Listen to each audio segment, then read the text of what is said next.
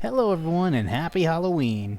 So I bet you're wondering what I'm going to be talking about this Halloween season. With last year I managed to do 3 videos, but unfortunately I could only make 1 Halloween video this year. So for this Halloween, I decided to make a topic that really scares a lot of people. The concept of death. After all, death comes to those in the most unexpected of ways. At least that's what I've seen after watching every single Final Destination movie. Oh, by the way, we're talking about Final Destination. Final Destination is a 10-year-long movie franchise originally written by James Wan and Glenn Morgan. Apparently it was originally an original story part of the Twilight Zone that never came to be, but it was eventually reworked into, well, Final Destination. Though the original concept didn't come from James Wan and Glenn Morgan, they were the ones who rewrote it into the movie franchise we know today. Which is ironic considering 2 of the 5 films had none of their assistance whatsoever. When it comes to my favorite horror films, Final Destination over time has become one of my personal favorites. So of course I'll be talking about every single movie in the series from the first one into 2000 all the way to the very last one, Final Destination 5, from 2011. Now this isn't an in-depth review, these are just my personal opinions on these movies, and a lot of people have differing opinions on different films, so don't expect me a lot of high praise for a lot of these films. I mean, the synopsis for every single one of these films is fairly the same in some way or form, with most of the movies usually evolving around our main character managing to survive a certain situation they have a premonition about, with a good handful of other characters. Over time, the survivors start dying in the most unexpected way in a specific order. And by unexpected, I mean death for some reason is really into Rube Goldberg machines, as a lot of the deaths, especially in the later films, get really over the top crazy. Whether it's a good or bad thing, it's really up to you. So where better to begin than, well, the beginning. As we look at the first destination, Final Destination.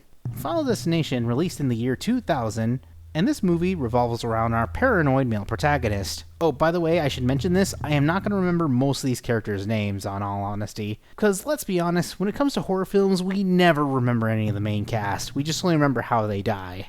Also, there will be some minor spoilers for the later movies. You'll probably understand once I talk about the second film. Anyway, our paranoid protagonist foresees an event where Flight 180 crashes with him and his friends in it. After seeing the premonition and being kicked off the plane, as well as a few other members of his class, they manage to survive a worst-case scenario.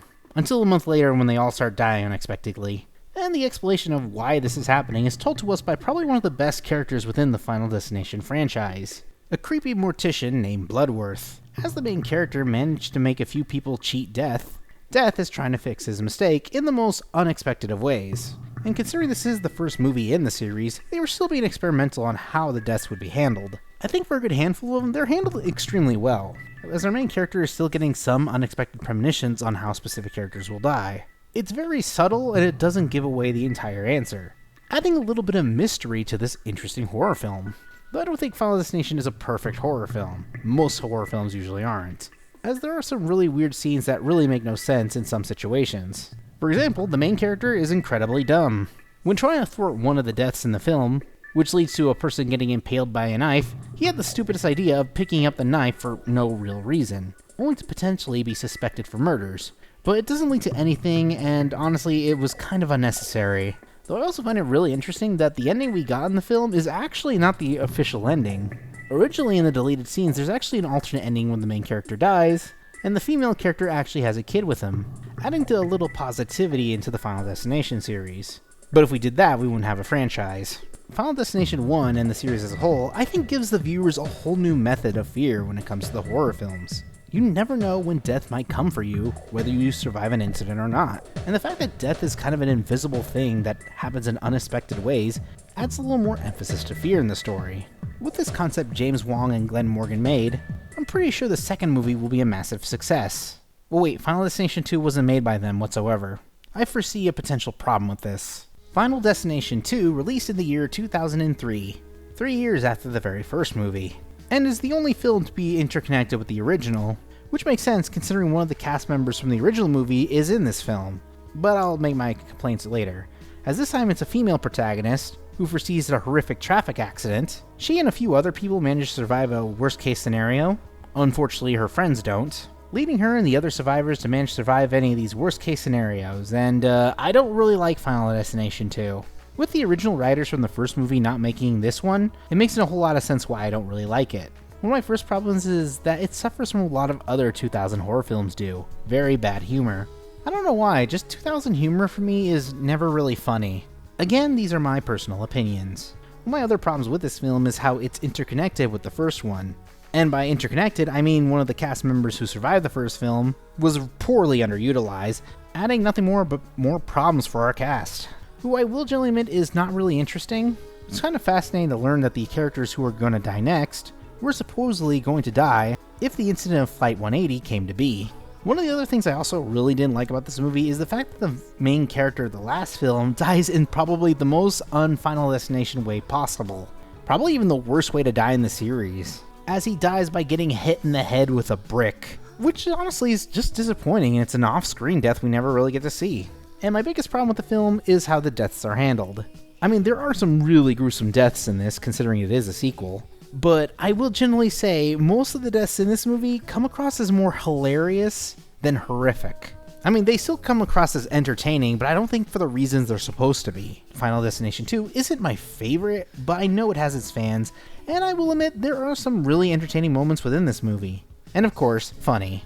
But I think a lot of you are probably thinking, what's my favorite Final Destination in the series? Well, considering we're nearing our next segment, you're probably going to figure that out easily. Final Destination is probably my favorite in the Final Destination franchise, with James Wong and Glenn Morgan returning to the series to improve upon a lot of things that were within the last two films. Final Destination 3 is not interconnected with the first two whatsoever, but instead it's its own standalone story. But don't worry, there actually are moments where they actually do reference a lot of moments that were in the original movies.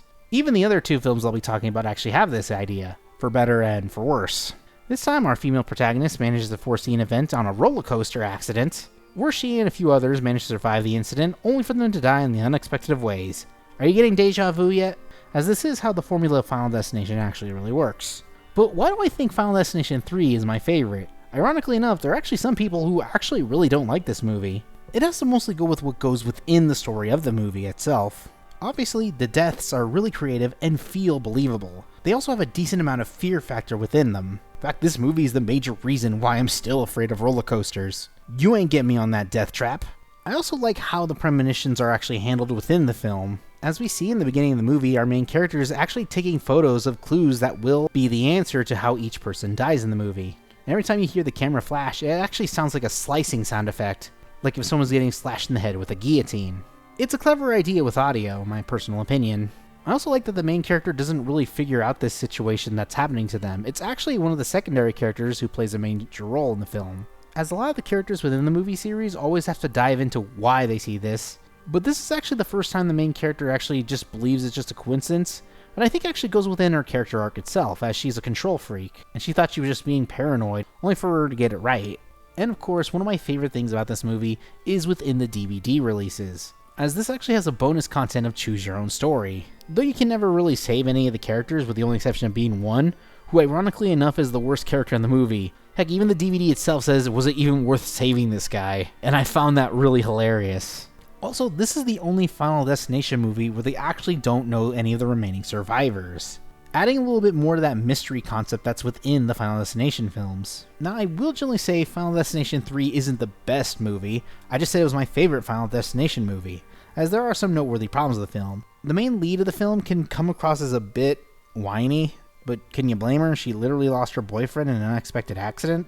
And I will admit, most of the characters in this movie aren't really investing, with the only character I actually know in this franchise, McKinley, probably being one of the worst characters in this film, because he actually comes across as a smart aleck and he manages to survive. Sort of. And I will say one of the deaths in this film is not my favorite, and it was kind of dumb. But still, Final Destination 3 is one of my favorite movies in the series. So it was still to my surprise that some people actually don't like this one. But we can all agree, the next one is the worst in the franchise. Final Destination 4, or The Final Destination, which by the way, it wasn't The Final Destination, is what's considered the worst movie in the Final Destination series. And believe me, I can understand why. The year is 2009 and involves our male protagonist and his friends going to a NASCAR show, because apparently that's what teenagers do. I think they're teenagers or they're adults. They just look like teenagers ready for the movie Slaughterhouse. Main character foresees a terrible accident, a lot of people die. He does save a lot of people, but for some reason they start dying in unexpected ways. Yada yada yada, you know the drill. I'll start off with a little bit of the positives of this movie. When the movie actually does open, I actually like the autopsy style opening, where it shows the characters who died previously and how their body structures were, disemboweled. And, yeah, that's basically it. A lot of the cast in this movie are extremely one-dimensional. Not to mention, the effects and deaths in this movie are extremely fake to me. And I think this was probably the worst interpretation of the visions in this movie entirely. And why do I not like it? Because the movie was released before Avatar, and that movie really made 3D a very big deal. So much so that the Final Destination's only thing that made it interesting was the in-your-face 3D! Wow, look how unrealistic it is! I genuinely didn't like this. Not to mention, it also has probably my least favorite way of how a lot of the deaths were handled within this movie. With the first film, it actually showed how where the plane exploded and how it would affect everyone's deaths. With the second movie, it was actually the order of the cars. The third film was actually how everyone was seated. And these last two movies, it was the order how they died. Which I call BS on account of how do you remember how a person died in a specific order. Not to mention, there was a survivor in one of the accidents that was honestly very underutilized, so why was he even in this movie, other than to add tension to the final act? And of course, the deaths in this movie are just really bad. With the first unexpected death being so bad, it's actually hilarious. But most of the other deaths, honestly, they were just disappointing. The Final Destination is a pretty bad conclusion to a pretty popular movie franchise. So bad, in fact, they actually got a different director to make another one, making this the very last movie in the Final Destination series. For now. Final Destination 5, or as I like to call it, the last Final Destination movie, which I actually call, honestly, very disappointing. I know a lot of people really like this movie, but I'm not one of them. Though the plot this time around is actually slightly different.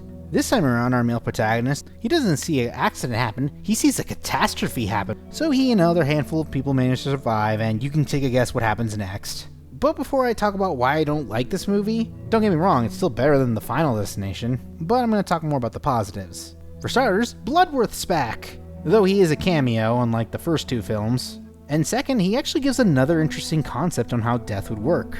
I don't know why, but Bloodworth is really good at explaining how death works. Where I wouldn't be surprised if they made another Final Destination movie, it would be Bloodworth who was death the whole time, though that would be stupid. In the first film, he explains how Death does not like to be cheated, and tries to find a way to get these people back on his hit list. In Final Destination 2, he also explains that there's only one way to stop Death's loop, and that's either to cause an unexpected death or an unexpected birth, which was the main premise within Final Destination 2, and I will say also was handled pretty well. But Final Destination 5 I think adds a little more of an interesting idea. Instead of making a new life in order for them to skip the others, what if you can switch places with another life? So meaning that if you take the life of another person who is not meant to die, you basically take their life. And yeah, that's pretty messed up. And it adds a little more darkness to this horror franchise. Not to mention there's only one survivor within this cast of characters, who becomes the target for this concept they added, but unfortunately I think was also underutilized and would have added an interesting dynamic that I think should have been fleshed out more. Unfortunately, this is where my positives for this film end, as most of the film tries to flesh out a lot of the characters within this movie, but honestly it doesn't get me invested in them. In fact, I actually find them very unlikable. You know you failed as a movie if you can't even make David Kepner interesting. Now, the reason I also say the only survivor in the film is not really investing and should have been more developed is because the only thing they really use with this character is try to make a very boring relationship between the two leads, as it starts with literally them wanting to break up, only for them to get back together after the accident, fall in love, yada yada yada. And honestly, the relationship is as bland as the one from Twilight. Seriously, I find no chemistry with these two characters whatsoever. One of my biggest problems with this film is that it is just such a slog to sit through. Again, it might be because I watched all these in a marathon, sort of, with me watching these films a day or two apart. Of all the films, Final Destination 5 felt the slowest in all the franchise. And why do I say that? Well, most of the actual deaths in the movie don't even happen until the 45-minute mark. As it's trying to flesh out these characters and make them investing, but fails so miserably, you're just banging your head on the wall trying to make this story go through.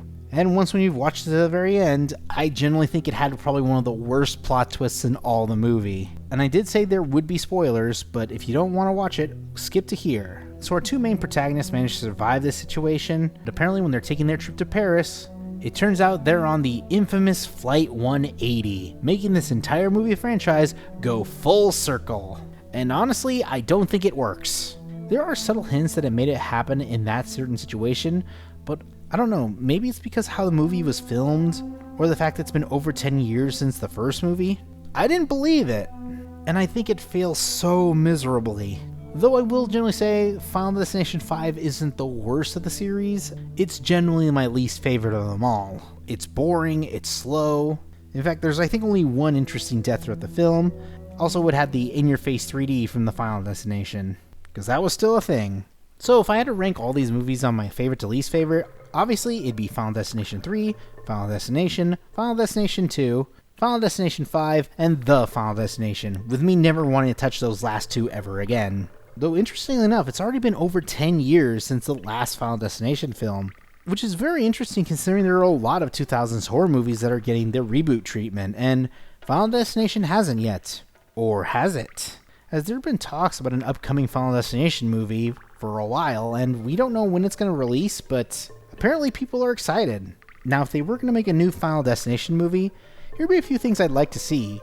Of course, creative deaths, that's a common thing for all these films. Make them feel believable, but not boring. Make some of the characters investing and not unlikable, like some of the other films. But one I think they should do that would be really interesting, they should have the person who sees the premonition die first in the movie. Why?